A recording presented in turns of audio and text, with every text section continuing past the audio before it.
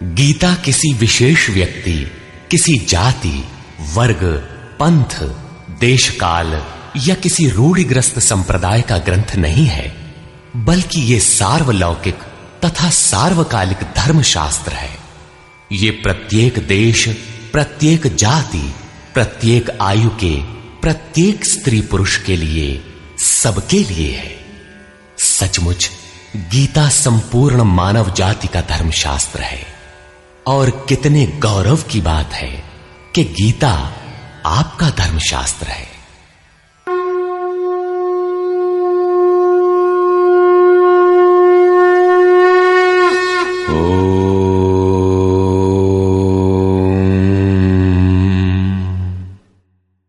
श्री परमात्मने नमः। यथार्थ गीता, श्रीमद् भगवत गीता, अथ चतुर्थोऽध्याय। अध्याय 3 में योगेश्वर श्री कृष्ण ने आश्वस्त किया था कि दोष दृष्टि से रहित होकर जो भी मानव श्रद्धा युक्त हो मेरे मत के अनुसार चलेगा, वो कर्मों के बंधन से भली प्रकार छूट जाएगा। कर्म बंधन से मुक्ति दिलाने की क्षमता योग, ज्ञान योग या कर्म योग दोनों में है। योग में ही युद्ध संचार निहित है। प्रस्तुत अध्याय में वे बताते हैं कि इस योग का प्रणेता कौन है, इसका क्रमिक विकास कैसे होता है। श्री भगवान वाच।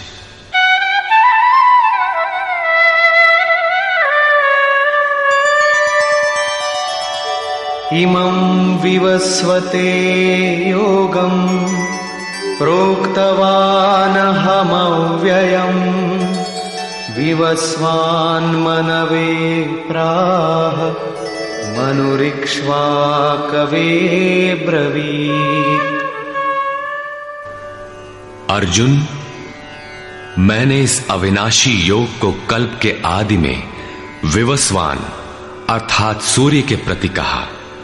विवस्वान ने मनु से और मनु ने इक्ष्वाकु से कहा। किसने कहा? मैंने। श्री कृष्ण कौन थे?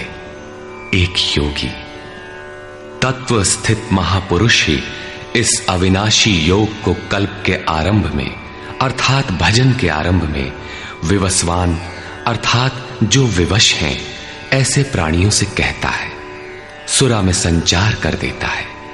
यहां सूर्य एक प्रतीक है, क्योंकि सुरा में ही वो परम प्रकाश स्वरूप है और वहीं उसके पाने का विधान है। वास्तविक प्रकाशदाता अर्थात सूर्य वहीं है। ये योग अविनाशी है। योगेश्वर श्री कृष्ण ने कहा था कि इसमें आरंभ का नाश नहीं होता। इस योग का आरंभ भर कर दें तो ये पूर्णत्व दिलाकर ही शांत होता है। शरीर का कल्प औषधियों द्वारा होता है, किंतु आत्मा का भजन से होता है।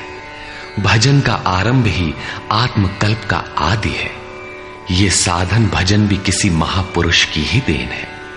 मोह निशा में अचेत आदिम मानव, जिसमें भजन का कोई संस्कार नहीं है, योग के विषय में जिसने कभी सोचा तक नहीं, ऐसा मनुष्य किसी महापुरुष को देखता है तो उनके दर्शन मात्र से, उनकी वाणी से, टूटी फूटी सेवा और सानिध्य से योग के संस्कार उसमें संचारित हो जाते हैं। गोस्वामी तुलसीदास जी इसी को कहते हैं, जे चितिये प्रभु जिन्ह प्रभु हेरे, ते सब भये परम पद जोगु। योगेश्वर श्री कृष्ण कहते हैं कि ये योग मैंने आरंभ में सूर्य से कहा। चक्षोः सूर्यो अजायत। महापुरुष के दृष्टि निक्षेप मात्र से योग के संस्कार सुरा में प्रसारित हो जाते हैं। स्वयं प्रकाश, स्ववश परमेश्वर का निवास सबके हृदय में है। सुरा अर्थात श्वास के निरोध से ही उसकी प्राप्ति का विधान है। सुरा में संस्कारों का सृजन ही सूर्य के प्रति कहना है। समय आने पर यह संस्कार मन में स्फुरित होगा। यही सूर्य का मन से कहना है। मन में स्फुरित होने पर महापुरुष के उस वाक्य के प्रति इच्छा जागृत हो जाएगी। यदि मन में कोई बात है तो उसे पाने की इच्छा अवश्य होगी। यही मनु का इक्ष्वाकु से कहना है। लालसा होगी कि वो नियत कर्म करें जो अविनाशी है, जो कर्म बंधन से मोक्ष दिलाता है। ऐसा है तो किया जाए और आराधना गति पकड़ लेती है। गति पकड़कर ये योग कहां पहुंचाता है, इस पर कहते हैं एवं परंपरा प्राप्तम् इमं राजर्षयो विदुः सकाले नेह महता योगो नष्टः परन्तप। इस प्रकार किसी महापुरुष द्वारा संस्कार रहित पुरुषों की सुरा में, सुरा से मन में, मन से इच्छा में और इच्छा तीव्र होकर क्रियात्मक आचरण में ढलकर ये योग क्रमशः उत्थान करते करते राजर्षि श्रेणी तक पहुंच जाता है। उस अवस्था में जाकर विदित होता है। इस स्तर के साधक में रिद्धियों सिद्धियों का संचार होता है। वो योग इस महत्वपूर्ण काल में इसी लोक अर्थात शरीर में प्रायः नष्ट हो जाता है। इस सीमा रेखा को कैसे पार किया जाए? क्या इस विशेष स्थल पर पहुंचकर सभी नष्ट हो जाते हैं? श्री कृष्ण कहते हैं, नहीं, जो मेरा आश्रित है, मेरा प्रिय भक्त है, अनन्य सखा है, वो नष्ट नहीं होता।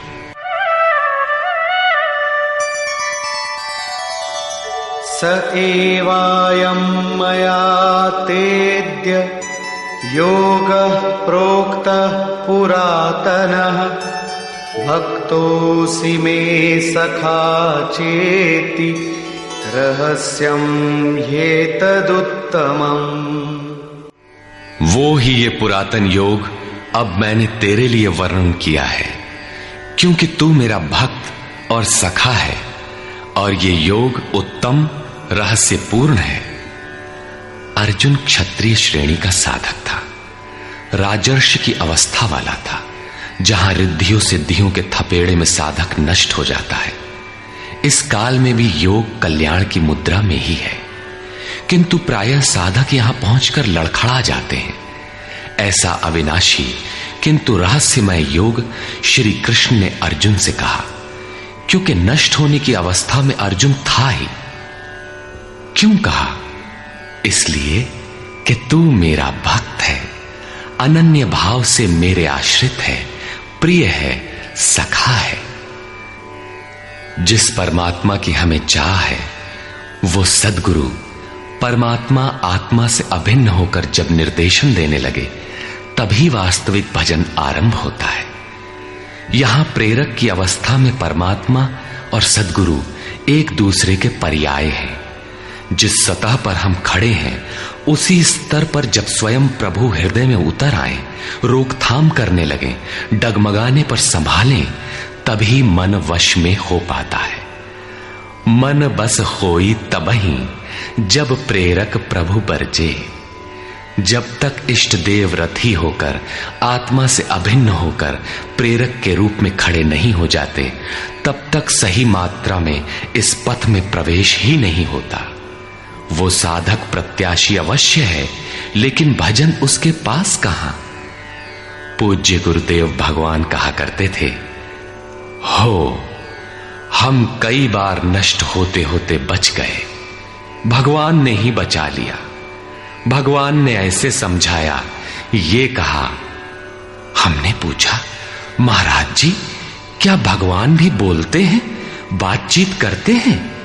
बोले, हां, हो, भगवान ऐसे बतियावत हैं जैसे हम तुम बतियाई, घंटों बतियाई और क्रम न टूटे। हमें उदासी हुई और आश्चर्य भी कि भगवान कैसे बोलते होंगे, ये तो बड़ी नई बात है। कुछ देर बाद महाराज जी बोले, काहे घबराता है, तो हूं से बतियाई हैं। अक्षरशः सत्य था उनका कथन, और यही सख्य भाव है। सखा की तरह वे निराकरण करते रहें, तभी इस नष्ट होने वाली स्थिति से साधक पार हो पाता है। अभी तक योगेश्वर श्री कृष्ण ने किसी महापुरुष द्वारा योग के आरंभ, इसमें आने वाले व्यवधान, उससे पार पाने का रास्ता बताया। इस पर अर्जुन ने प्रश्न किया। अर्जुन उवाच,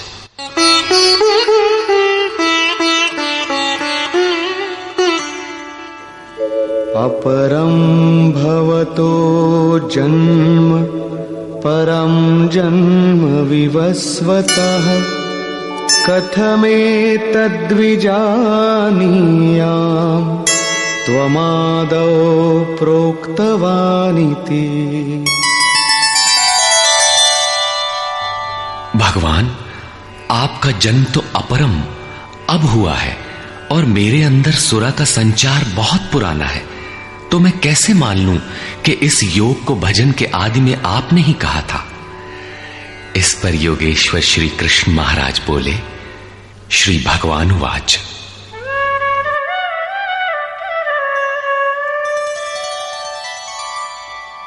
बहूनि मे व्यतीतानि जन्मानि तव चार्जुन तान्यहं वेद सर्वाणि न त्वं वेत्थ परन्तप। अर्जुन, मेरे और तेरे बहुत से जन्म हो चुके हैं। हे परम तप, उन सबको तू नहीं जानता, किंतु मैं जानता हूं। साधक नहीं जानता, स्वरूपस्थ महापुरुष जानता है, अव्यक्त की स्थिति वाला जानता है। क्या आप सबकी तरह पैदा होते हैं? श्री कृष्ण कहते हैं, नहीं, स्वरूप की प्राप्ति शरीर प्राप्ति से भिन्न है। मेरा जन्म इन आंखों से नहीं देखा जा सकता। मैं अजन्मा, अव्यक्त, शाश्वत होते हुए भी शरीर के आधार वाला हूं। अवधू जीवत में कर आशा, मुए मुक्ति गुरु कहे स्वार्थी, झूठा दे विश्वासा। शरीर के रहते ही उस परम तत्व में प्रवेश पाया जाता है। लेश मात्र भी कमी है तो जन्म लेना पड़ता है। अभी तक अर्जुन श्री कृष्ण को अपने समान देहधारी समझता है। वो अंतरंग प्रश्न रखता है, क्या आपका जन्म वैसा ही है जैसा सबका है? क्या आप भी शरीरों की तरह पैदा होते हैं? श्री कृष्ण कहते हैं, अजोऽपि सन्नव्ययात्मा भूतानामीश्वरोऽपि सन् प्रकृतिं स्वामधिष्ठाय संभवाम्यात्ममायया। मैं विनाश रहित, पुनः जन्म रहित और समस्त प्राणियों के स्वर में संचारित होने पर भी अपनी प्रकृति को अधीन करके आत्म माया से प्रकट होता हूं। एक माया तो अविद्या है, जो प्रकृति में ही विश्वास दिलाती है, नीच एवं अधम योनियों का कारण बनती है। दूसरी माया है आत्म माया, जो आत्मा में प्रवेश दिलाती है, स्वरूप के जन्म का कारण बनती है। इसी को योग माया भी कहते हैं, जिससे हम विलग हैं। उस शाश्वत स्वरूप से ये जोड़ती है, मिलन कराती है। उस आत्मिक प्रक्रिया द्वारा मैं अपनी त्रिगुणमयी प्रकृति को अधीन करके ही प्रकट होता हूं। प्रायः लोग कहते हैं कि भगवान का अवतार होगा तो दर्शन कर लेंगे। श्री कृष्ण कहते हैं कि ऐसा कुछ नहीं होता कि कोई दूसरा देख सके। स्वरूप का जन्म पिंड रूप में नहीं होता। श्री कृष्ण कहते हैं, योग साधना द्वारा, आत्म माया द्वारा अपनी त्रिगुणमयी प्रकृति को स्ववश करके मैं क्रमशः प्रकट होता हूं। लेकिन किन परिस्थितियों में? यदा यदा हि धर्मस्य ग्लानिर्भवति भारत अभ्युत्थानमधर्मस्य तदात्मानं सृजाम्यहम्। हे अर्जुन, जब जब परम धर्म परमात्मा के लिए हृदय ग्लानि से भर जाता है, जब अधर्म की वृद्धि से भाविक पार पाते नहीं देखता, तब मैं आत्मा को रचने लगता हूं।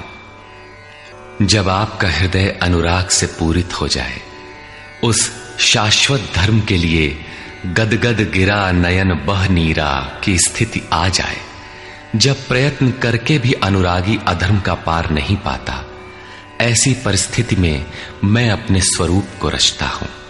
अर्थात भगवान का आविर्भाव केवल अनुरागी के लिए है और यह अवतार किसी भाग्यवान साधक के अंतराल में होता है। आप प्रकट होकर करते क्या हैं?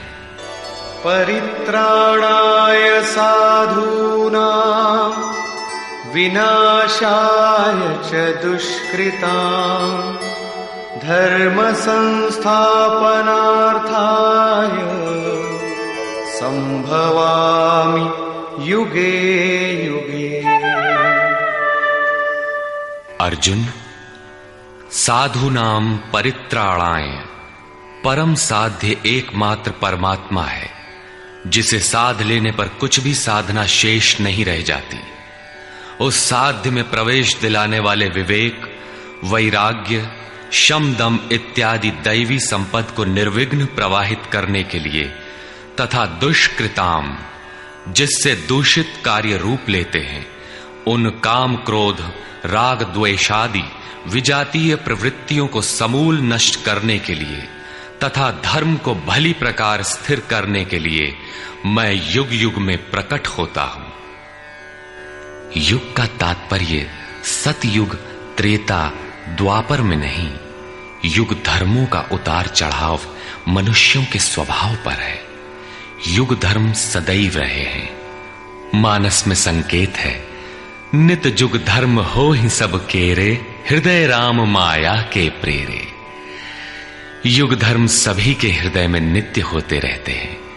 अविद्या से नहीं बल्कि विद्या से, राम माया की प्रेरणा से हृदय में होते हैं, जिसे प्रस्तुत श्लोक में आत्म माया कहा गया है। वही है राम माया। हृदय में राम की स्थिति दिला देने वाली, राम से प्रेरित है वो विद्या। कैसे समझा जाए कि अब कौन सा युग कार्य कर रहा है? तो शुद्ध सत्व समता विज्ञाना, कृत प्रभाव प्रसन्न मन जाना।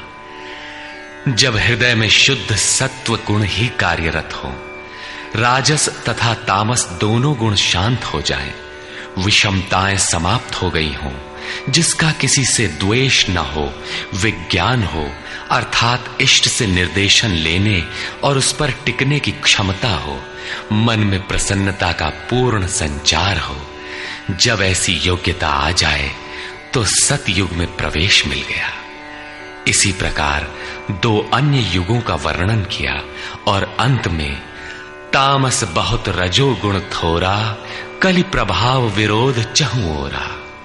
तामस गुण भरपूर हो, किंचित राजसी गुण भी उसमें हो, चारों ओर वैर और विरोध हो, तो ऐसा व्यक्ति कलियुगीन है। जब तामसी गुण कार्य करता है तो मनुष्य में आलस्य, निद्रा, प्रमाद का बाहुल्य होता है। वो कर्तव्य जानते हुए भी उसमें प्रवृत्त नहीं हो सकता, निषिद्ध कर्म जानते हुए भी उससे निवृत्ति नहीं हो सकती। इस प्रकार युग धर्मों का उतार चढ़ाव मनुष्यों की आंतरिक योग्यता पर निर्भर है। किसी ने इन योग्यताओं को 4 युग कहा है, तो कोई इन्हें ही 4 वर्ण का नाम देता है, तो कोई इन्हें ही अति उत्तम, उत्तम, मध्यम और निकृष्ट 4 श्रेणी के साधक कहकर संबोधित करता है। प्रत्येक युग में इष्ट साथ देते हैं। हां, उच्च श्रेणी में अनुकूलता की भरपूरता प्रतीत होती है, निम्न युगों में सहयोग क्षीण प्रतीत होता है। संक्षेप में श्री कृष्ण कहते हैं कि साध्य वस्तु दिलाने वाले विवेक, वैराग्य इत्यादि को निर्विघ्न प्रवाहित करने के लिए तथा दूषण के कारक काम, क्रोध, राग, द्वेष इत्यादि का पूर्ण विनाश करने के लिए, परम धर्म परमात्मा में स्थिर रखने के लिए मैं युग युग में अर्थात हर परिस्थिति, हर श्रेणी में प्रकट होता हूं, बशर्ते कि ग्लानि हो। जब तक इष्ट समर्थन न दे तब तक आप समझ ही नहीं सकेंगे कि विकारों का विनाश हुआ अथवा अभी कितना शेष है। प्रवेश से पराकाष्ठा पर्यंत इष्ट हर श्रेणी में हर योग्यता के साथ रहते हैं। उनका प्राकट्य अनुरागी के हृदय में होता है। भगवान प्रकट हैं तब तो सभी दर्शन करते होंगे। श्री कृष्ण कहते हैं, नहीं। जन्म कर्म च मे दिव्यम् एवं यो वेत्ति तत्वतः त्यक्त्वा देहं पुनर्जन्म नैति मामेति सोऽर्जुन। अर्जुन, मेरा वो जन्म अर्थात ग्लानि के साथ स्वरूप की रचना तथा मेरा कर्म अर्थात दुष्कृतियों के कारणों का विनाश, साध्य वस्तु को दिलाने वाली क्षमताओं का निर्दोष संचार, धर्म की स्थिरता, ये कर्म और जन्म दिव्य अर्थात अलौकिक है, लौकिक नहीं है। इन चर्म चक्षुओं से उसे देखा नहीं जा सकता, मन बुद्धि से उसे मापा नहीं जा सकता। जब इतना गूढ़ है तो उसे देखता कौन है? केवल यो वेत्ति तत्वतः, केवल तत्वदर्शी ही मेरे इस जन्म और कर्म को देखता है और मेरा साक्षात करके वो पुनर्जन्म को नहीं प्राप्त होता बल्कि मुझे प्राप्त होता है। जब तत्वदर्शी ही भगवान के जन्म और कार्य को देख पाता है तो लोग लाखों की संख्या में भीड़ लगाए क्यों खड़े हैं कि कहीं अवतार होगा तो दर्शन करेंगे? क्या आप तत्वदर्शी हैं? महात्मा वेश में आज भी विविध तरीके से, मुख्यतः महात्मा वेश की आड़ में बहुत से लोग प्रचार करते फिरते हैं कि वे अवतार हैं, या उनके दलाल प्रचार कर देते हैं। लोग भेड़ की तरह अवतार को देखने टूट पड़ते हैं। किंतु श्री कृष्ण कहते हैं कि केवल तत्वदर्शी ही देख पाता है। अब तत्वदर्शी किसे कहते हैं? अध्याय 2 में सत असत का निर्णय देते हुए योगेश्वर श्री कृष्ण ने बताया था कि अर्जुन, असत वस्तु का अस्तित्व नहीं है और सत का तीनों कालों में कभी अभाव नहीं है। तो क्या आप ऐसा कहते हैं? बताया उन्होंने, नहीं, तत्वदर्शियों ने इसे देखा। न किसी भाषाविद ने देखा, न किसी समृद्धिशाली ने देखा। यहां पुनः बल देते हैं कि मेरा आविर्भाव तो होता है लेकिन उसे तत्वदर्शी ही देख पाता है। तत्वदर्शी एक प्रश्न है। ऐसा कुछ नहीं कि 5 तत्व हैं, 25 तत्व हैं, इनकी गणना सीख ली और हो गए तत्वदर्शी। श्री कृष्ण ने आगे बताया कि आत्मा ही परम तत्व है। आत्मा परम से संयुक्त होकर परमात्मा हो जाता है। आत्म साक्षात्कार करने वाला ही इस आविर्भाव को समझ पाता है। सिद्ध है कि अवतार किसी विरही अनुरागी के हृदय में होता है। आरंभ में उसे वो समझ नहीं पाता कि हमें कौन संकेत देता है, कौन मार्गदर्शन करता है, किंतु परम तत्व परमात्मा के दर्शन के साथ ही वो देख पाता है, समझ पाता है और फिर शरीर को त्याग कर पुनर्जन्म को प्राप्त नहीं होता। श्री कृष्ण ने कहा कि मेरा जन्म दिव्य है, इसे देखने वाला मुझे प्राप्त होता है। तो लोगों ने उनकी मूर्ति बना ली, पूजा करने लगे, आकाश में कहीं उनके निवास की कल्पना कर ली। ऐसा कुछ नहीं है। उन महापुरुषों का आशय केवल इतना था कि यदि आप निर्धारित कर्म करें तो पाएंगे कि आप भी दिव्य हैं। आप जो हो सकते हैं वो मैं हो गया हूं। मैं आपकी संभावना हूं, आपका ही भविष्य हूं। अपने भीतर आप जिस दिन ऐसी पूर्णता पा लेंगे तो आप भी वही होंगे जो श्री कृष्ण है। जो श्री कृष्ण का स्वरूप है वही आपका भी हो सकता है। अवतार कहीं बाहर नहीं होता। हां, यदि अनुराग पूरित हृदय हो तो आपके भीतर भी अवतार की अनुभूति संभव है। वे आपको प्रोत्साहित करते हैं कि बहुत से लोग इस मार्ग पर चलकर मेरे स्वरूप को प्राप्त कर चुके हैं। वीतराग भय क्रोधा मन्मया मामुपाश्रिताः बहवो ज्ञानतपसा पूता मद्भावमागता। राग और विराग दोनों से परे वीतराग तथा इसी प्रकार भय अभय, क्रोध अक्रोध दोनों से परे अनन्य भाव से अर्थात अहंकार रहित मेरे शरण हुए बहुत से लोग ज्ञान तप से पवित्र होकर मेरे स्वरूप को प्राप्त हो चुके हैं। अब ऐसा होने लगा हो ऐसी बात नहीं है।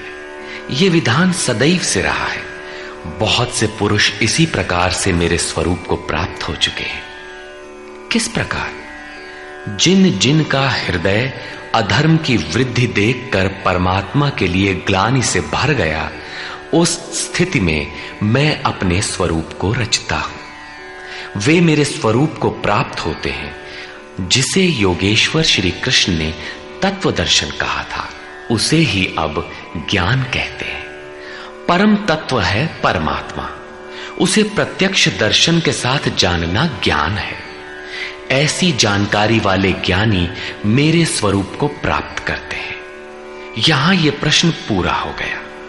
अब वे योग्यता के आधार पर भजने वालों का श्रेणी विभाजन करते हैं। ये यथा मां प्रपद्यन्ते तांस्तथैव भजाम्यहम् मम वर्त्मानुवर्तन्ते मनुष्याः पार्थ सर्वशः।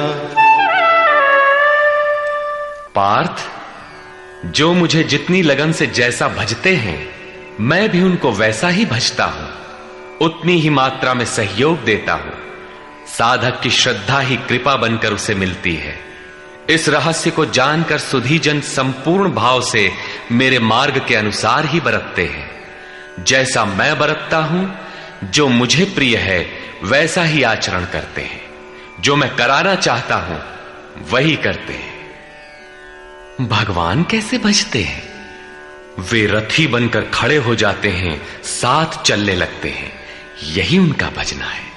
दूषित जिनसे पैदा होते हैं, उनका विनाश करने के लिए वे खड़े हो जाते हैं। सत्य में प्रवेश दिलाने वाले सद्गुणों का परित्राण करने के लिए वे खड़े हो जाते हैं। जब तक इष्ट देव हृदय से पूर्णता रथी न हो और हर कदम पर सावधान न करें, तब तक कोई कैसा ही भजनानंदी क्यों न हो, लाख आंख मूंदे, लाख प्रयत्न करे, वो इस प्रकृति के द्वंद्व से पार नहीं हो सकता। वो कैसे समझेगा कि हम कितनी दूरी तय कर चुके, कितना शेष है। इष्ट ही आत्मा से अभिन्न होकर खड़े हो जाते हैं और उसका मार्गदर्शन करते हैं कि तुम यहां पर हो, ऐसे करो, ऐसे चलो। इस प्रकार प्रकृति की खाई पाटते हुए शनैः शनैः आगे बढ़ाते हुए स्वरूप में प्रवेश दिला देंगे। भजन तो साधक को ही करना पड़ता है, किंतु उसके द्वारा इस पथ में जो दूरी तय होती है वो इष्ट की देन है।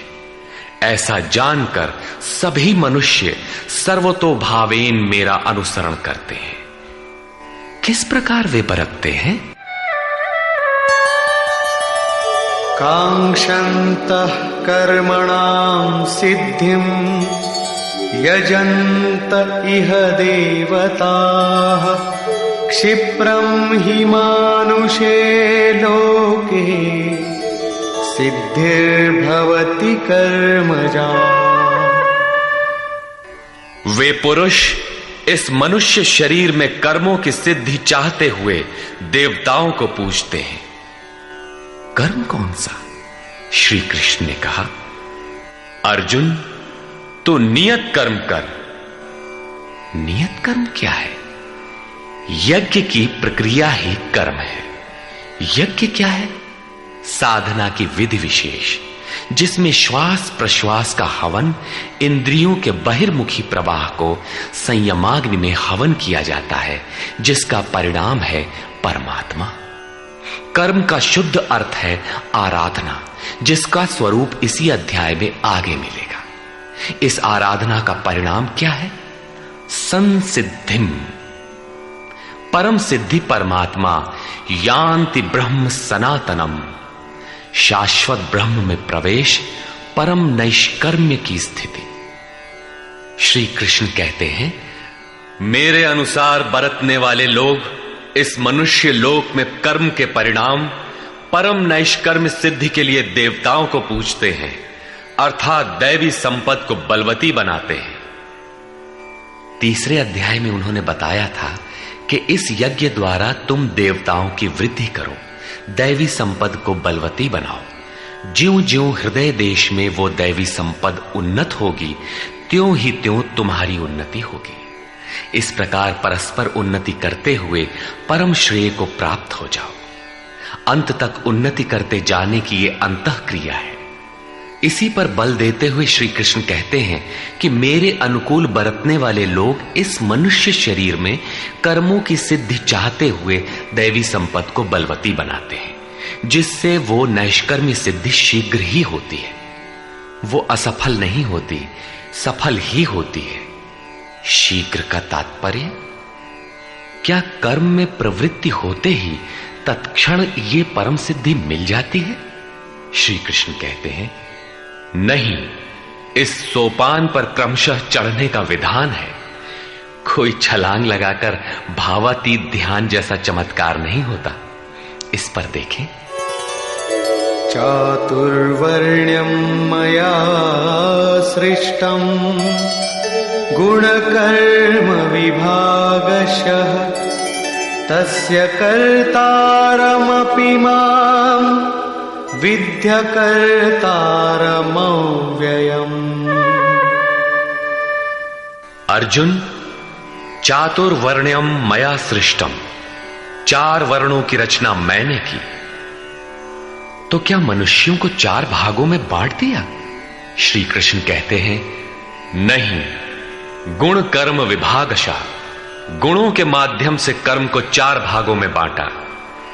गुण एक पैमाना है, मापदंड है।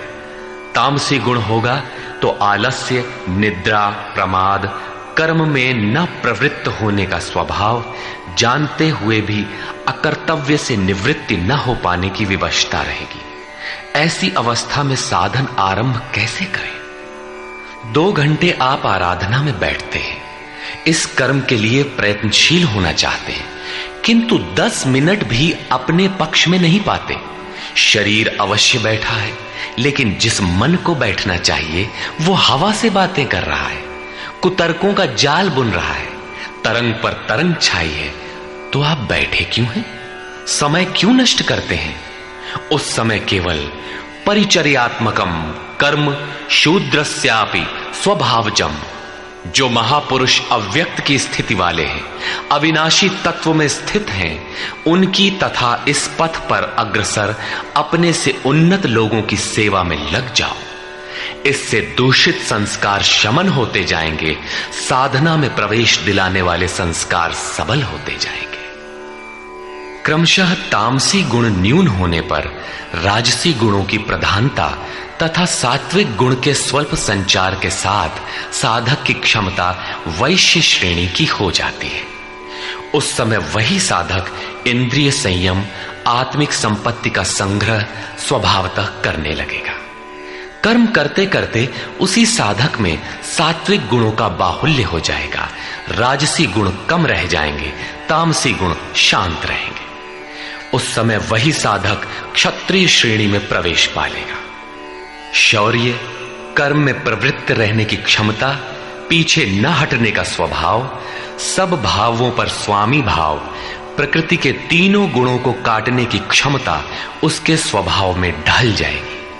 वही कर्म और सूक्ष्म होने पर मात्र सात्विक गुण कार्यरत रह जाने पर मन का शमन, इंद्रियों का दमन, एकाग्रता, सरलता, ध्यान, समाधि, ईश्वरीय निर्देश, आस्तिकता इत्यादि ब्रह्म में प्रवेश दिलाने वाली स्वाभाविक क्षमता के साथ वही साधक ब्राह्मण श्रेणी का कहा जाता है। ये ब्राह्मण श्रेणी के कर्म की निम्नतम सीमा है। जब वही साधक ब्रह्म में स्थित हो जाता है, उस अंतिम सीमा में वो स्वयं में न ब्राह्मण रहता है, न क्षत्रिय, न वैश्य, न शूद्र, किंतु दूसरों के मार्गदर्शन हेतु वही ब्राह्मण है। कर्म एक ही है, नियत कर्म, आराधना। अवस्था भेद से इसी कर्म को ऊंची नीची 4 सीढ़ियों में बांटा। किसने बांटा?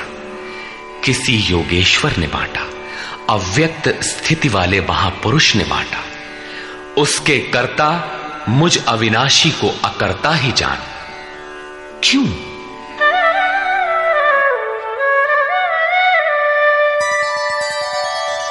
न मां कर्माणि लिम्पन्ति न मे कर्मफले स्पृहा इति मां योऽभिजानाति कर्मभिर्न सबध्यते। क्योंकि कर्मों के फल में मेरी स्पृहा नहीं है। कर्मों का फल क्या है? श्री कृष्ण ने पीछे बताया था कि यज्ञ जिससे पूरा होता है उस क्रिया का नाम कर्म है, और पूर्ति काल में यज्ञ जिसकी रचना करता है उस ज्ञानामृत को पान करने वाला शाश्वत सनातन ब्रह्म में प्रवेश पा लेता है। कर्म का परिणाम है परमात्मा। उस परमात्मा की चाह भी अब मुझे नहीं है, क्योंकि वो मुझसे भिन्न नहीं है। मैं अव्यक्त स्वरूप हूं, उसी की स्थिति वाला हूं। अब आगे कोई सत्ता नहीं जिसके लिए इस कार्य पर स्नेह रखूं। इसलिए कर्म मुझे लिपायमान नहीं करते, और इसी स्तर से जो भी मुझे जानता है, अर्थात जो कर्मों के परिणाम परमात्मा को प्राप्त कर लेता है, उसे भी कर्म नहीं बांधते। जैसे श्री कृष्ण, वैसे उस स्तर से जानने वाला महापुरुष।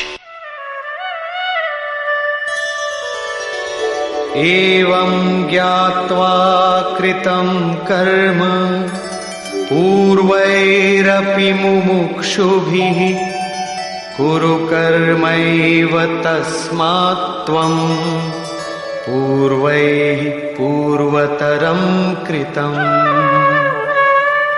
अर्जुन, पहले होने वाले मोक्ष की इच्छा वाले पुरुषों द्वारा भी यही जानकर कर्म किया गया। क्या जानकर? यही कि जब कर्मों का परिणाम परमात्मा भिन्न न रह जाए, कर्मों के परिणाम परमात्मा की स्पृहा न रह जाने पर उस पुरुष को कर्म नहीं बांधते। श्री कृष्ण इसी स्थिति वाले हैं, इसलिए वे कर्म से लिपायमान नहीं होते, और उसी स्तर से हम जान लेंगे तो हमें भी कर्म नहीं बांधेगा। जैसा श्री कृष्ण, ठीक उसी स्तर से जो भी जान लेगा, वैसा ही वो पुरुष भी कर्म बंधन से मुक्त हो जाएगा। अब श्री कृष्ण भगवान, महात्मा, अव्यक्त, योगेश्वर या महायोगेश्वर जो भी रहे हों, वो स्वरूप सबके लिए है। यही समझकर पहले के मुमुक्षु पुरुषों ने, मोक्ष की इच्छा वाले पुरुषों ने कर्म पर कदम रखा। इसलिए अर्जुन, तू भी पूर्वजों द्वारा सदा से किए हुए इसी कर्म को कर। यही कल्याण का एकमात्र मार्ग है। अभी तक योगेश्वर श्री कृष्ण ने कर्म करने पर बल दिया, किंतु यह स्पष्ट नहीं किया कि कर्म क्या है। अध्याय 2 में उन्होंने कर्म का नाम मात्र लिया कि अब इसी को तू निष्काम कर्म के विषय में सुन। उसकी विशेषताओं का वर्णन किया कि यह जन्म मरण के महान भय से रक्षा करता है। कर्म करते समय सावधानी का वर्णन किया, लेकिन यह नहीं बताया कि कर्म क्या है। अध्याय 3 में उन्होंने कहा कि ज्ञान मार्ग अच्छा लगे या निष्काम कर्म योग, कर्म तो करना ही पड़ेगा। न कर्मों को त्यागने से कोई ज्ञानी होता है, और न कर्म को न आरंभ करने से कोई निष्कर्मी। हठवश जो नहीं करते वे दंभी हैं। इसलिए मन से इंद्रियों को वश में करके कर्म कर। कौन सा कर्म करें? तो बताया नियत कर्म कर। अब ये निर्धारित कर्म है कौन? तो बोले यज्ञ की प्रक्रिया ही नियत कर्म है। एक नवीन प्रश्न दिया कि यज्ञ क्या है जिसे करें तो कर्म हो जाए। वहां भी यज्ञ की उत्पत्ति बताई, उसकी विशेषताओं का वर्णन किया, किंतु यज्ञ नहीं बताया जिससे कर्म को समझा जा सके। अभी तक ये स्पष्ट नहीं हुआ कि कर्म क्या है। अब कहते हैं कि अर्जुन, कर्म क्या है, अकर्म क्या है, इस विषय में बड़े बड़े विद्वान भी मोहित हैं। उसे भली प्रकार समझ लेना चाहिए। किं कर्म किम कर्मेति कवयोप्यत्र मोहिताः तत्ते कर्म प्रवक्ष्यामि यज्ञात्वा मोक्ष्यसे शुभात्। कर्म क्या है और अकर्म क्या है, इस विषय में बुद्धिमान पुरुष भी मोहित हैं। इसलिए मैं वो कर्म तेरे लिए अच्छी तरह से कहूंगा जिसे जानकर तू अशुभात मोक्ष से, अशुभ अर्थात संसार बंधन से भली प्रकार छूट जाएगा। कर्म कोई ऐसी वस्तु है जो संसार बंधन से मुक्ति दिलाती है। इसी कर्म को जानने के लिए श्री कृष्ण पुनः बल देते हैं। कर्मणो ह्यपि बोद्धव्यम् च विकर्मणः अकर्मणश्च बोद्धव्यम् गहना कर्मणो गतिः। कर्म का स्वरूप भी जानना चाहिए, अकर्म का स्वरूप भी समझना चाहिए, और विकर्म अर्थात विकल्प शून्य विशेष कर्म जो आप्त पुरुषों द्वारा होता है उसे भी जानना चाहिए, क्योंकि कर्म की गति गहन है। कतिपय लोगों ने विकर्म का अर्थ निषिद्ध कर्म, मन लगाकर किया गया कर्म इत्यादि किया है। वस्तुतः यहां वि उपसर्ग विशिष्टता का द्योतक है। प्राप्ति के पश्चात महापुरुषों के कर्म विकल्प शून्य होते हैं। आत्मस्थित, आत्मतृप्त, आत्मकाम महापुरुषों को न तो कर्म करने से कोई लाभ है और न छोड़ने से कोई हानि ही है। फिर भी वे पीछे वालों के हित के लिए कर्म करते हैं। ऐसा कर्म विकल्प शून्य है, विशुद्ध है, और यही कर्म विकर्म कहलाता है। उदाहरणार्थ, गीता में जहां भी किसी कार्य में वि उपसर्ग लगा है उसकी विशेषता का द्योतक है, निष्कृष्टता का नहीं। यथा योग युक्तो विशुद्धात्मा विजितात्मा जितेंद्रिय। अभी आपने विकर्म देखा, रहा कर्म और अकर्म, जिसे अगले श्लोक में समझने का प्रयास करें। यदि यहां कर्म अकर्म का विभाजन नहीं समझ सके तो कभी नहीं समझ सकेंगे। कर्मण्यकर्म यः पश्येत् अकर्मणि च कर्म यः स बुद्धिमान् मनुष्येषु स युक्तः कृत्स्न कर्म कृत्। जो पुरुष कर्म में अकर्म देखे, कर्म माने आराधना अर्थात आराधना करे, और ये भी समझे कि करने वाला मैं नहीं हूं बल्कि गुणों की अवस्था ही चिंतन में हमें नियुक्त करता है, मैं इष्ट द्वारा संचालित हूं, ऐसा देखे। और जब इस प्रकार अकर्म देखने की क्षमता आ जाए और धारावाहिक रूप से कर्म होता रहे, तभी समझना चाहिए कि कर्म सही दिशा में हो रहा है। वही पुरुष मनुष्यों में बुद्धिमान है, मनुष्यों में योगी है, योग से युक्त बुद्धि वाला है और संपूर्ण कर्मों का करने वाला है। उसके द्वारा कर्म करने में लेश मात्र भी त्रुटि नहीं रह जाती। कर्म का अर्थ है भजन, कर्म का अर्थ है योग साधना को भली प्रकार संपादित करना, जिसका विशद वर्णन इसी अध्याय में आगे आ रहा है। यहां कर्म और अकर्म का केवल विभाजन किया गया, जिससे कर्म करते समय यस्य सर्वे समारंभाः कामसंकल्पवर्जिताः ज्ञानाग्निदग्धकर्माणम् तमाहुः पंडितं बुधाः। अर्जुन, यस्य सर्वे समारंभाः, जिस पुरुष के द्वारा संपूर्णता से आरंभ की हुई क्रिया काम संकल्प वर्जिता, क्रमशः उत्थान होते होते इतनी सूक्ष्म हो गई कि वासना और मन के संकल्प विकल्प से ऊपर उठ गई। कामना और संकल्पों का निरोध होना मन की विजेतावस्था है। अतः कर्म कोई ऐसी वस्तु है जो इस मन को कामना और संकल्प विकल्प से ऊपर उठा देता है। उस समय ज्ञानाग्नि दग्ध कर्माणम, अंतिम संकल्प के भी शमन के साथ जिसे हम नहीं जानते, जिसे जानने के लिए हम इच्छुक थे, उस परमात्मा की प्रत्यक्ष जानकारी हो जाती है। क्रियात्मक पथ पर चलकर परमात्मा की प्रत्यक्ष जानकारी का नाम ही ज्ञान है। उस ज्ञान के साथ ही दग्ध कर्माणम, कर्म सदा के लिए दग्ध हो जाते हैं। जिसे पाना था पा लिया, आगे कोई सत्ता नहीं जिसकी शोध करे, इसलिए कर्म करके ढूंढे भी तो किसे। उस जानकारी के साथ कर्म की आवश्यकता समाप्त हो जाती है। ऐसी स्थिति वालों को ही बोध स्वरूप महापुरुषों ने पंडित कहकर संबोधित किया है। उनकी जानकारी पूर्ण है। ऐसी स्थिति वाला महापुरुष करता क्या है, रहता कैसे है, उसकी रहनी पर प्रकाश डालते हैं। त्यक्त्वा कर्मफलासंगम नित्यतृप्तो निराश्रयः कर्मण्यभिप्रवृत्तोऽपि नैव किंचित् करोति सः। अर्जुन, वह पुरुष सांसारिक आश्रय से रहित होकर नित्य वस्तु परमात्मा में ही तृप्त रहकर कर्मों के फल परमात्मा की आसक्ति को भी त्याग कर कर्म में अच्छी प्रकार बरतता हुआ भी कुछ नहीं करता।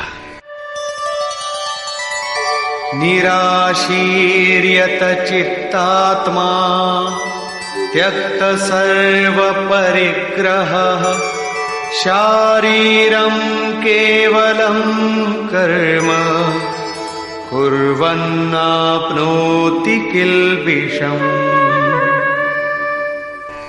जिसने अंतःकरण और शरीर को जीत लिया है, भोगों की संपूर्ण सामग्री जिसने त्याग दी है, ऐसे आशा रहित पुरुष का शरीर केवल कर्म करता दिखाई भर पड़ता है। वस्तुतः वो करता धरता कुछ नहीं, इसलिए पाप को प्राप्त नहीं होता। वो पूर्णत्व को प्राप्त है, इसलिए आवागमन को प्राप्त नहीं होता।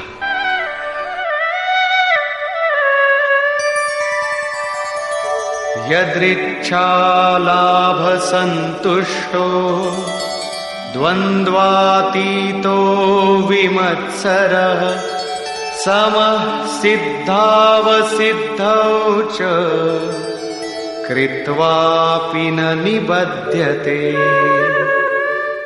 अपने आप जो कुछ भी प्राप्त हो उसी में संतुष्ट रहने वाला, सुख दुख राग द्वेष और हर्ष शोकादि द्वंद्वों से परे, विमत्सरः ईर्ष्या रहित तथा सिद्धि और असिद्धि में समभाव वाला पुरुष कर्मों को करके भी नहीं बंधता। सिद्धि अर्थात जिसे पाना था वो अब भिन्न नहीं है और वो कभी विलग भी नहीं होगा, इसलिए असिद्धि का भी भय नहीं है। इस प्रकार सिद्धि और असिद्धि में समभाव वाला पुरुष कर्म करके भी नहीं बंधता। कौन सा कर्म वो करता है? वही नियत कर्म, यज्ञ की प्रक्रिया। इसी को दोहराते हुए कहते हैं,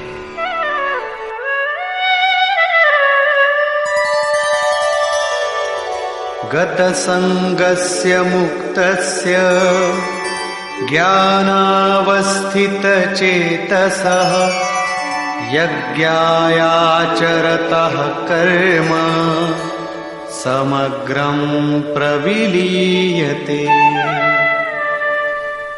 अर्जुन, यज्ञायाचरतः कर्म, यज्ञ का आचरण ही कर्म है और साक्षात्कार का नाम ही ज्ञान है। इस यज्ञ का आचरण करके साक्षात्कार के साथ ज्ञान में स्थित संग दोष और आसक्ति से रहित मुक्त पुरुष के संपूर्ण कर्म भली प्रकार विलीन हो जाते हैं। वे कर्म कोई परिणाम उत्पन्न नहीं कर पाते, क्योंकि कर्मों का फल परमात्मा उनसे भिन्न नहीं रह गया। अब फल में कौन सा फल लगेगा, इसलिए उन मुक्त पुरुषों को अपने लिए कर्म करने की आवश्यकता समाप्त हो जाती है। फिर भी लोक संग्रह के लिए वे कर्म करते ही हैं और करते हुए भी वे इन कर्मों से लिप्त नहीं होते। जब करते हैं तो लिप्त क्यों नहीं होते? इस पर कहते हैं, ब्रह्मार्पणं ब्रह्महविः ब्रह्माग्नौ ब्रह्मणाहुतं ब्रह्मैव तेन गन्तव्यं ब्रह्म कर्म समाधिना। ऐसे मुक्त पुरुष का समर्पण ब्रह्म है, हवि ब्रह्म है, अग्नि भी ब्रह्म ही है। अर्थात ब्रह्म रूप अग्नि में ब्रह्म रूपी कर्ता द्वारा जो हवन किया जाता है वो भी ब्रह्म है। ब्रह्म कर्म समाधिना, जिसके कर्म ब्रह्म का स्पर्श करके समाधिस्थ हो चुके हैं, उसमें विलय हो चुके हैं, ऐसे महापुरुष के लिए जो प्राप्त होने योग्य है वो भी ब्रह्म ही है। वो कर्ता धर्ता कुछ नहीं, केवल लोक संग्रह के लिए कर्म में बरतता है। ये तो प्राप्ति वाले महापुरुष के लक्षण हैं, किंतु कर्म में प्रवेश लेने वाले प्रारंभिक साधक कौन सा यज्ञ करते हैं? अब यहां उसी यज्ञ को स्पष्ट करते हैं।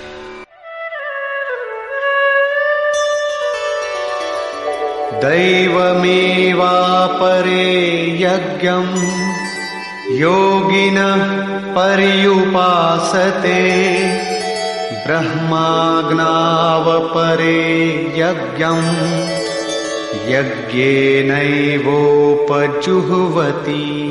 गत श्लोक में योगेश्वर श्री कृष्ण ने परमात्म स्थित महापुरुषों के यज्ञ का निरूपण किया, किंतु दूसरे योगी जो अभी उस तत्व में स्थित नहीं हुए हैं, क्रिया में प्रवेश करने वाले हैं, वे आरंभ कहां से करें? इस पर कहते हैं कि दूसरे योगी लोग दैवम यज्ञम अर्थात दैवी संपद को अपने हृदय में बलवती बनाते हैं, जिसके लिए ब्रह्मा का निर्देश था कि इस यज्ञ द्वारा तुम लोग देवताओं की उन्नति करो। ज्यों ज्यों हृदय देश में दैवी संपद अर्जित होगी, वही तुम्हारी प्रगति होगी और क्रमशः परस्पर उन्नति करके परम श्रेय को प्राप्त करो। दैवी संपद को हृदय देश में बलवती बनाना प्रवेशिका श्रेणी के योगियों का यज्ञ है। वो दैवी संपद अध्याय 16 के आरंभिक 3 श्लोकों में वर्णित है। जो हैं तो सब में केवल महत्वपूर्ण कर्तव्य समझकर उनकी जागृति करें, उनमें लगे।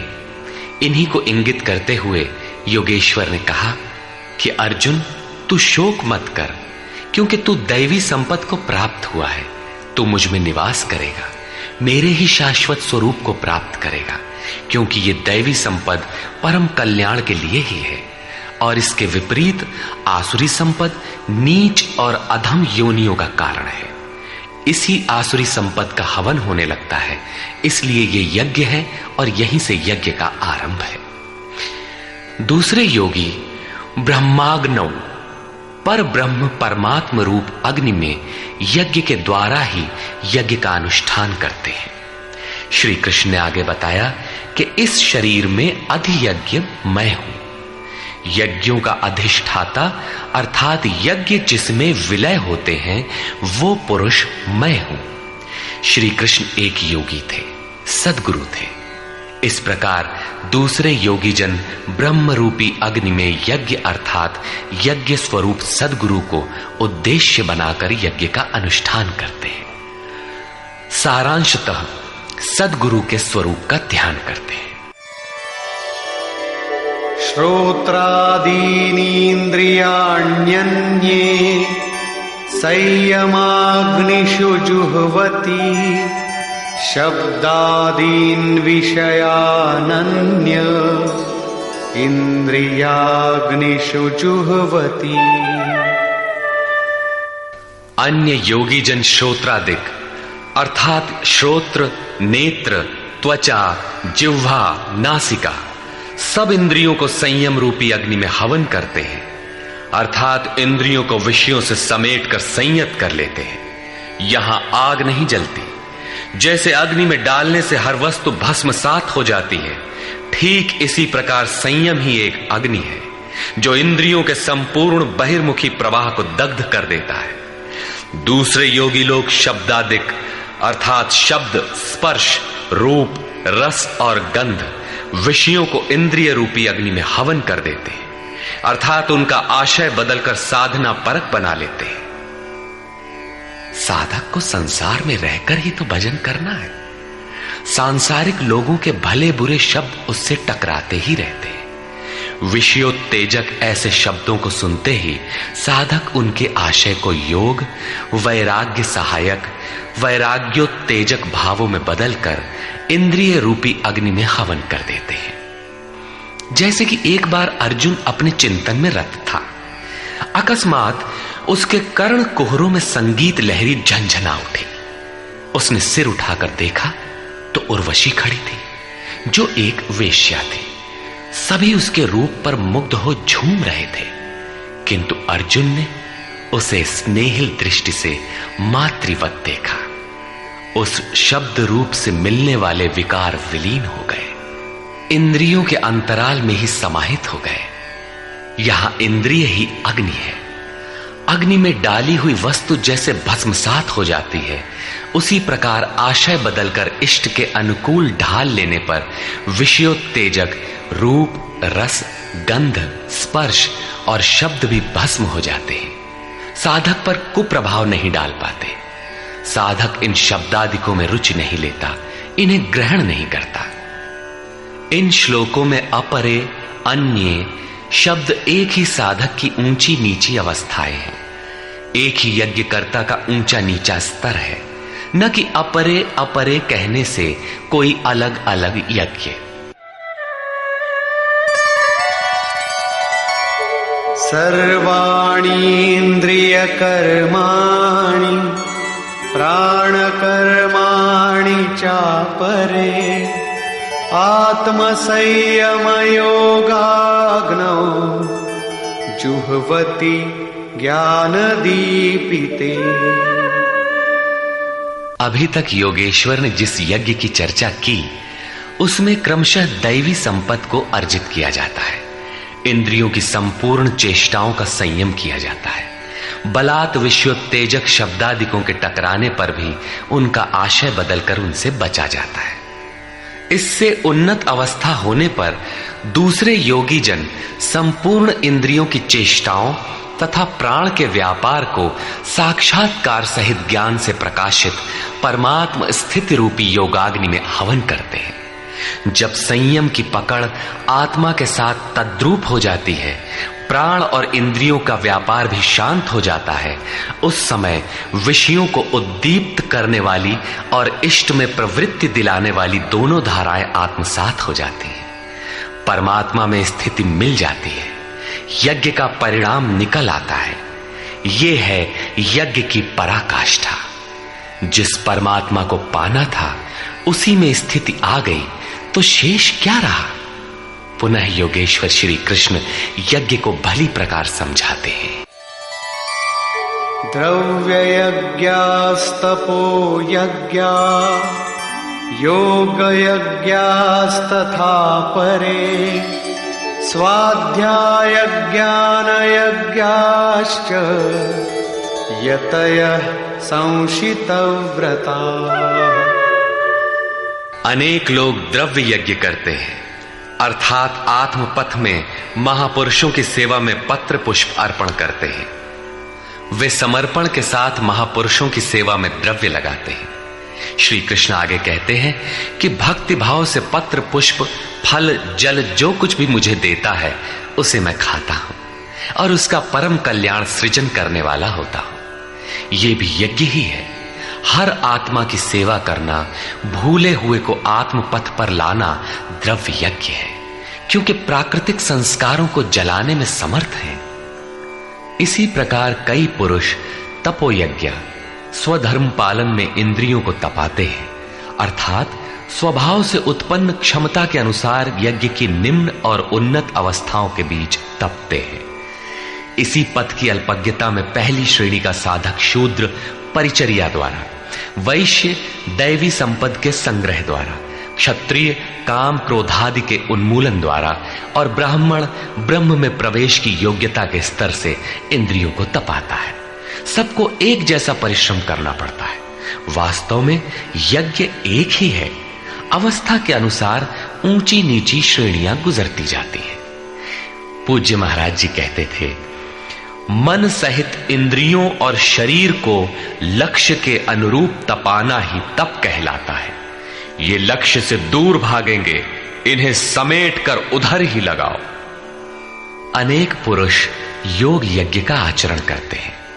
प्रकृति में भटकती हुई आत्मा का प्रकृति से परे परमात्मा से मिलन का नाम योग है।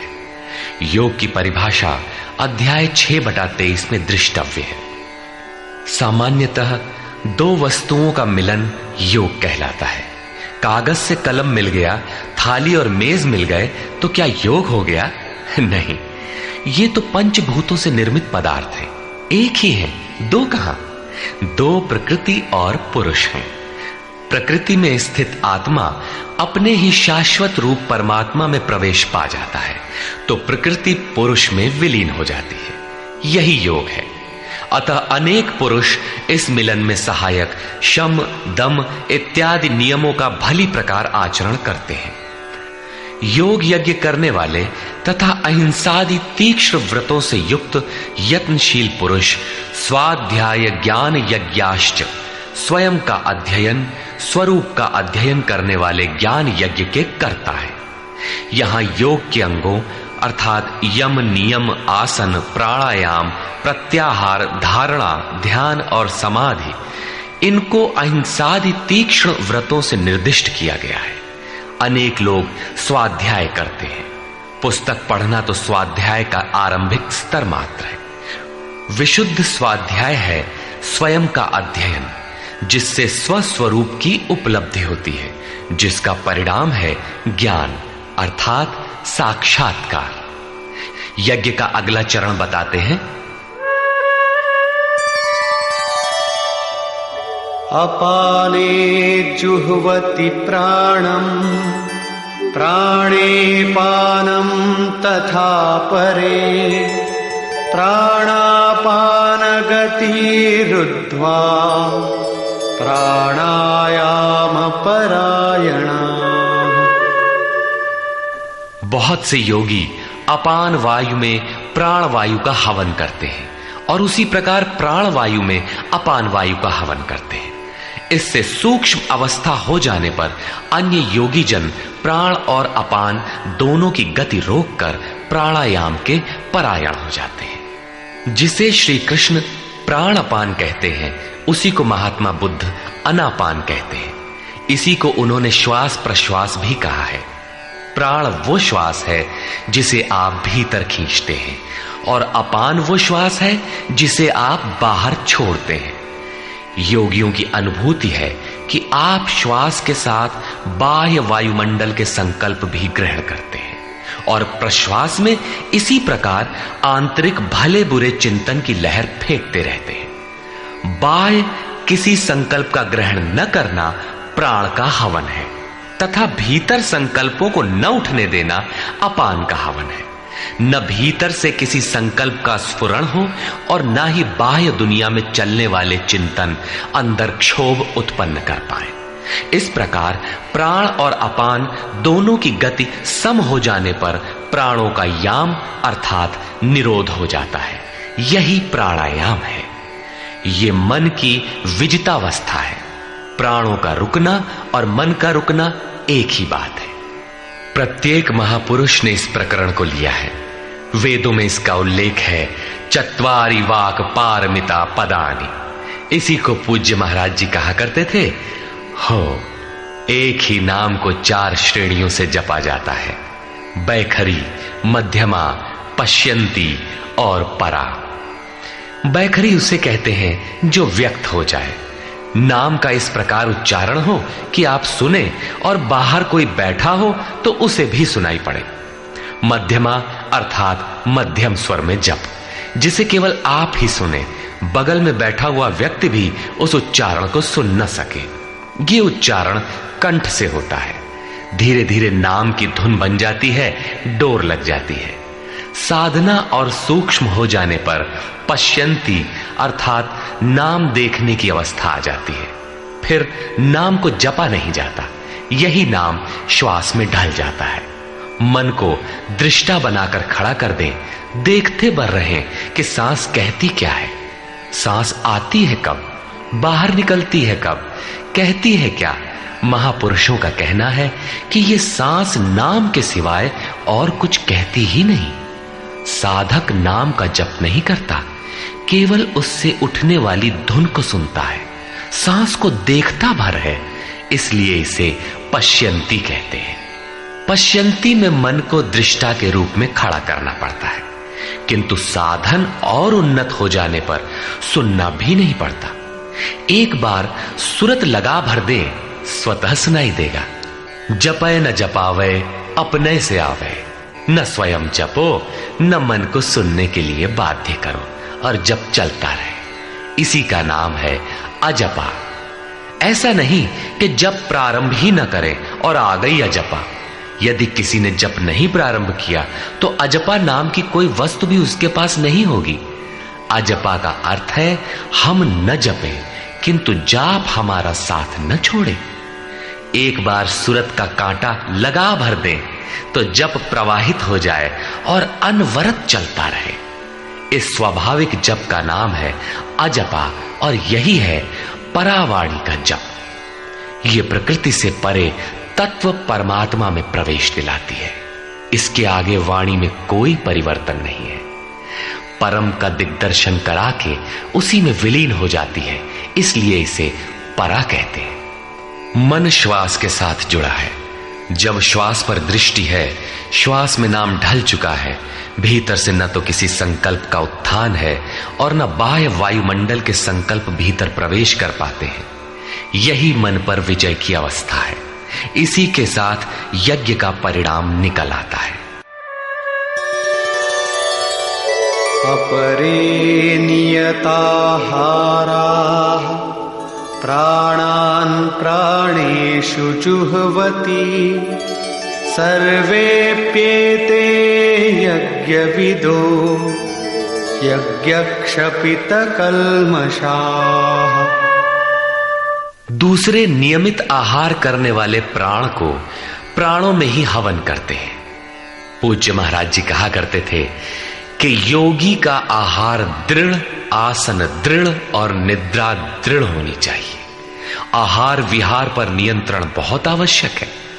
ऐसे अनेक योगी प्राण को प्राण में ही हवन कर देते हैं, अर्थात श्वास लेने पर ही ध्यान केंद्रित रखते हैं, प्रश्वास पर ध्यान नहीं देते।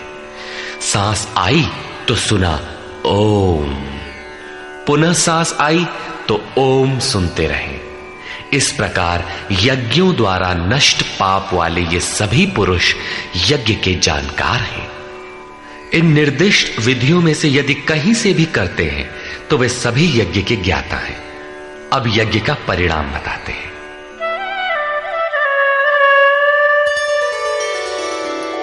यज्ञशिष्टामृतभुजो यान्ति ब्रह्म सनातनम्, नायं लोकोऽस्त्ययज्ञस्य कुतोऽन्यः कुरु सत्तम। कुरुश्रेष्ठ अर्जुन, यज्ञ शिष्टामृत भुज, यज्ञ जिसकी सृष्टि करता है, जिसे अवशेष छोड़ता है, वो है अमृत।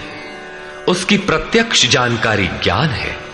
उस ज्ञानामृत को भोगने अर्थात प्राप्त करने वाले योगी जन यान्ति ब्रह्म सनातनम, शाश्वत सनातन पर ब्रह्म को प्राप्त होते हैं। यज्ञ कोई ऐसी वस्तु है जो पूर्ण होते ही सनातन पर ब्रह्म में प्रवेश दिला देती है। यज्ञ न करें तो आपत्ति क्या है? श्री कृष्ण कहते हैं कि यज्ञ रहित पुरुष को पुनः ये मनुष्य लोक अर्थात मानव शरीर भी सुलभ नहीं होता, फिर अन्य लोग कैसे सुखदायी होंगे? उसके लिए तो तिर्यक योनियां सुरक्षित है, इससे अधिक कुछ नहीं। अतः यज्ञ करना मनुष्य मात्र के लिए नितांत आवश्यक है।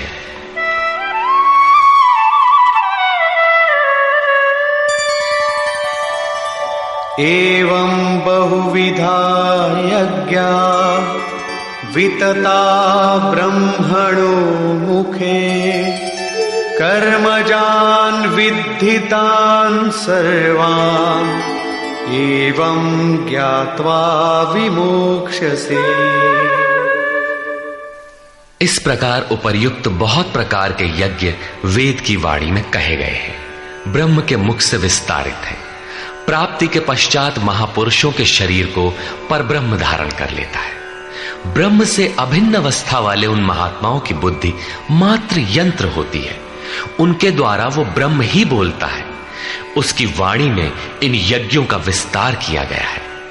इन सब यज्ञों को तू कर्मजान विद्धि, कर्म से उत्पन्न हुआ जान। यही पहले भी कहे आए हैं, यज्ञः कर्म समुद्भवः।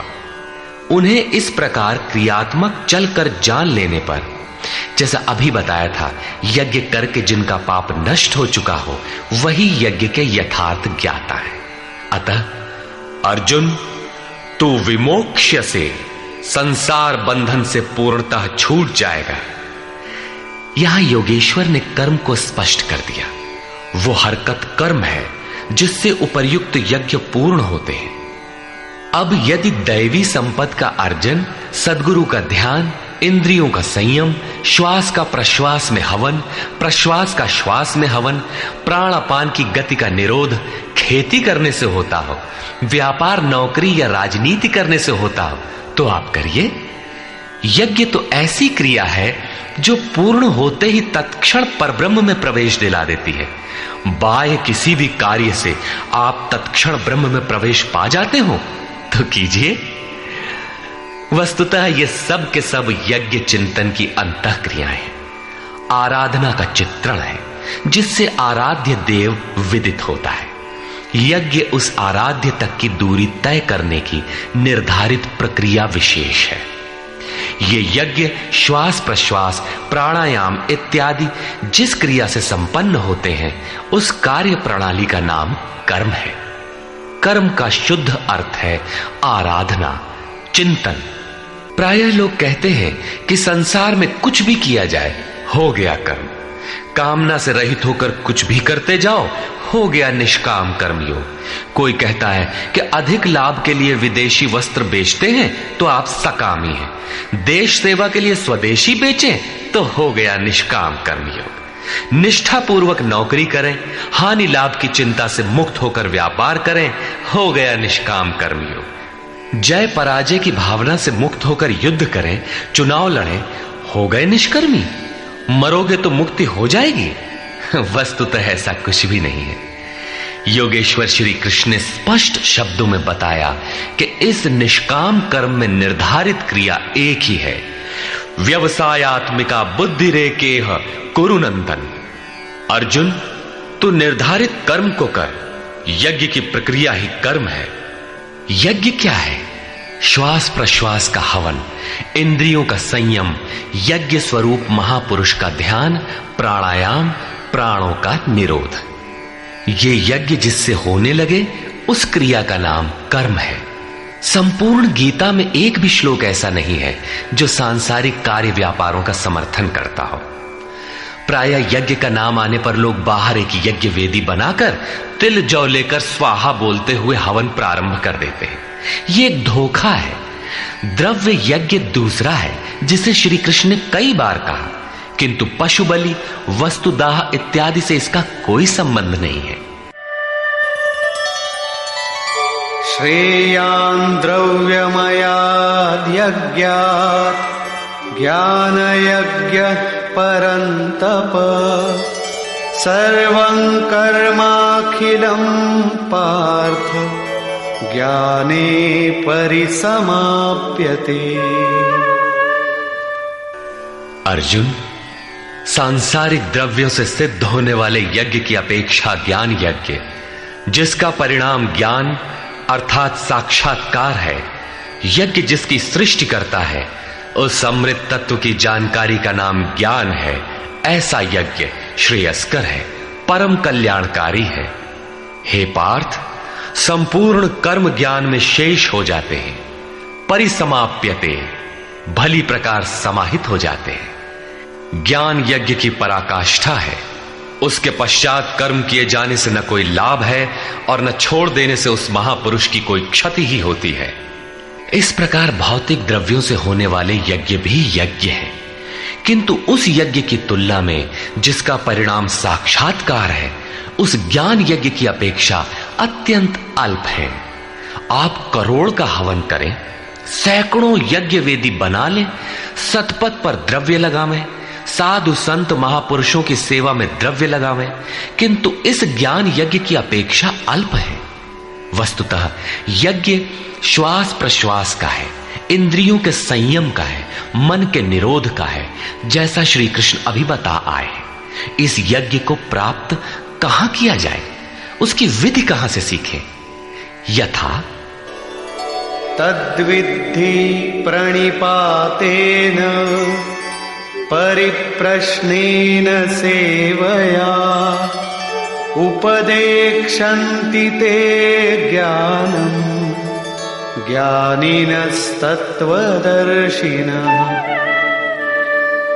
इसलिए अर्जुन, तू तत्वदर्शी महापुरुष के पास जाकर भली प्रकार प्रणत होकर, अर्थात दंडवत प्रणाम करके, अहंकार त्याग कर, शरण होकर, भली प्रकार सेवा करके, निष्कपट भाव से प्रश्न करके तो उस ज्ञान को जान। वे तत्व को जानने वाले ज्ञानी जन तेरे लिए उस ज्ञान का उपदेश करेंगे, साधना पथ पर चलाएंगे। समर्पित भाव से सेवा करने के उपरांत ही इस ज्ञान को सीखने की क्षमता आती है। तत्वदर्शी महापुरुष परम तत्व परमात्मा का प्रत्यक्ष दिग्दर्शन करने वाले हैं। वे यज्ञ की विधि विशेष के ज्ञाता हैं और वही आपको भी सिखाएंगे। यदि अन्य यज्ञ होता तो ज्ञानी तत्वदर्शी की क्या आवश्यकता थी? स्वयं भगवान के सामने ही तो अर्जुन खड़ा था।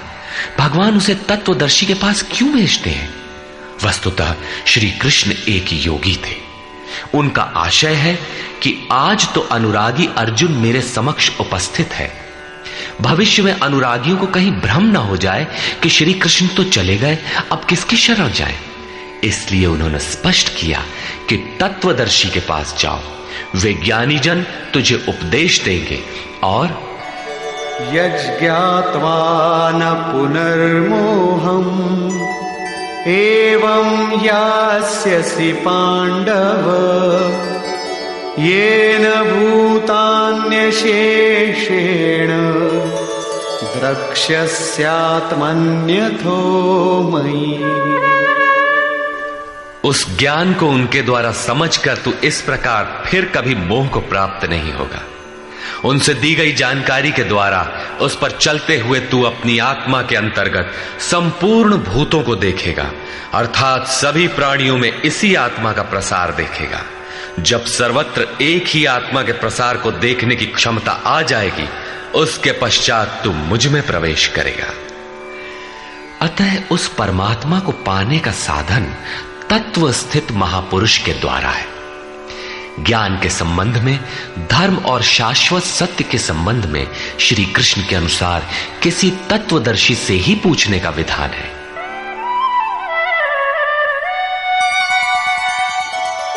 अपि चेदसि पापेभ्यः सर्वेभ्यः पापकृत्तमः सर्वं ज्ञानप्लवेनैव वृजिनं सन्तरिष्यसि।